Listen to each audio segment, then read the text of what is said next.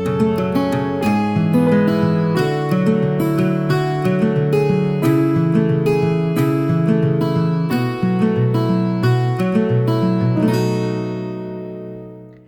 everyone, it's Anja here and I'm back with another video for Ophelia Talks. And today I am going to show you how to level off the V's here in this zigzag blanket.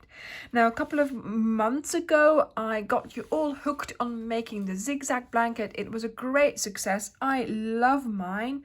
It's a great way of using up stash and just using up random colors as well. Now I am nearly sort of 3/4 of the way of my blanket, but I do realize that some of you have made more progress. I have designated this as my bed project, so the progress is a little bit slower because of course I have other things to do as well.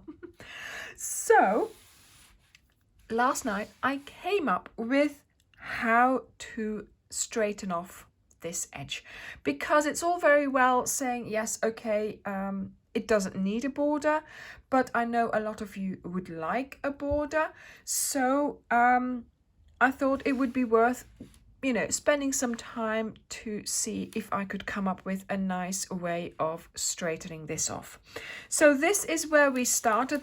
My stitch markers are still here where I sort of did my counting, so that's always handy to have, but you can remove those now because they'll get in the way of what we are going to be doing. So let me just remove those few. Now the easiest way to do this is to hold it like this. So you've got the blanket facing you like this. So this is where I originally started, and I have another cake here which I think has shorter color changes, but you can do this with just one thread. You could do this in one color or just, you know, like I've been doing, let the colors flow. So I am using the same hook as I am for the blanket, so make your slip knot, insert your hook, and you're going to start here in this initial little opening, and we are going to just attach our thread to it. So insert, pull up a loop, and then do a slip stitch and then sort of pull it so it's nice and tight, so it stays, pulling it all where you put it, just sort of at that really top there. Then you are going to do 3 chains because that's what we've been doing, 3 chains in the pattern. Then we are going to do granny clusters, but we are reducing, so we are not going to be putting one here. We're going to be putting the first one in here. So you skip the first location here and you put a granny cluster of 3 double crochets in that location below it. There we go.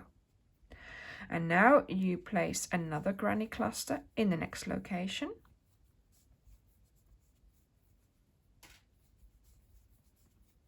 Okay, so we do 2 granny clusters. Now here we are in the valley of our triangle that we're trying to make, and we are going to have to do reducing. So we're going to place 3 double crochets here, but only half finished ones. So you yarn over, insert, pull up a loop, yarn over and pull through 2. Stop there, start a new one. And once again, so we have 3 double crochets still on our hook. We are going to leave them on our hook and we go to the other side where we have this location here, and we do another 3 half finished double crochets, leaving the loops on our hook like so. So we now have 7 loops on our hook. You yarn over and we're going to finish them all in one go. There we go. So we have done 2 granny clusters together, or rather 6 double crochets finished together. And then we do another granny cluster in the next location, and another one in the next location. So if you think about it, we were doing 4 clusters, 1, 2, 3, 4, in our sides here. So already we have reduced to doing 3, see? And then here we are going to do a double crochet into that corner space, like we did when we finished our row. 3 chains, you turn,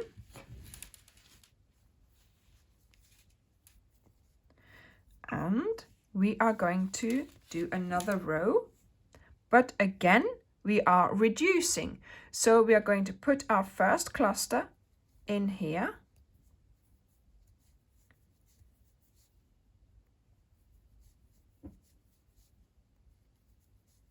there we go, and already we are in the valley and we need to do that reducing. So we are doing here those 3 double crochets which we do not finish. On the other side we do the same, so 3 unfinished double crochets. I now have 7 loops on my hook. Yarn over and pull through the 7 loops, finishing your 2 lots of granny clusters, and off you go into the next location to do your granny cluster. And already we are going to finish, so we do a double crochet in between the cluster and the chain that we started with. There we go. And now chain 3, you turn. This is a bit cumbersome, of course, because I'm turning the whole blanket here. And already you are going to have to do your 2 clusters together. So that means doing 1,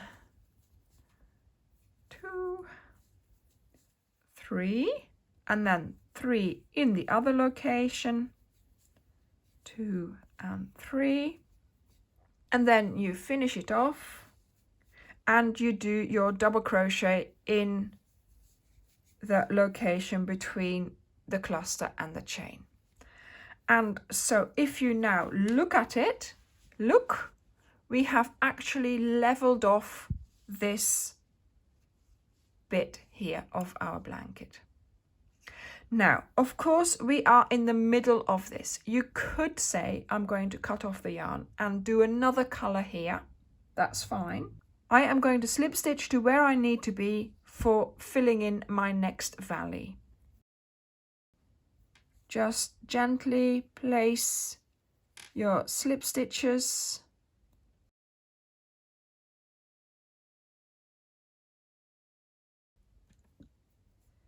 so that you travel to that corner chain space.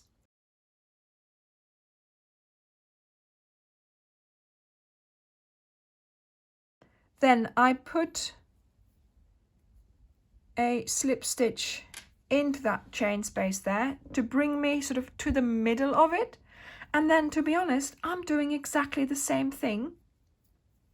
So you chain 3 and you start doing your clusters and your clusters together.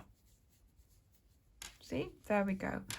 I thought it was such a simple way of filling up the valleys to make our blanket leveled off, and that way it will be really easy for us to place a border around. Now, of course, you can choose whichever border you prefer.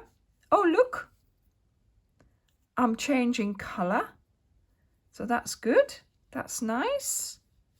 Right, okay, those ends are going to get in my way a bit, but that's okay, I'll be careful. There we go.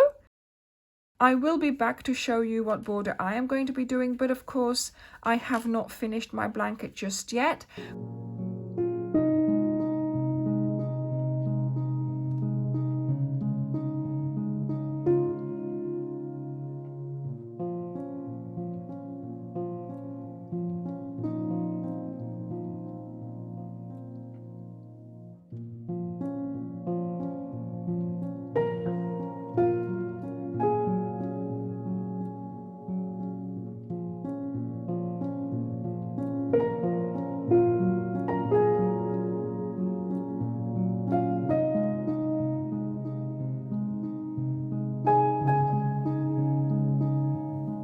So I am now going to keep going across all the valleys at the base of my blanket, and then of course when I finish my blanket, when it's long enough, I will be doing the same thing at the top of my blanket so that I have straight edges.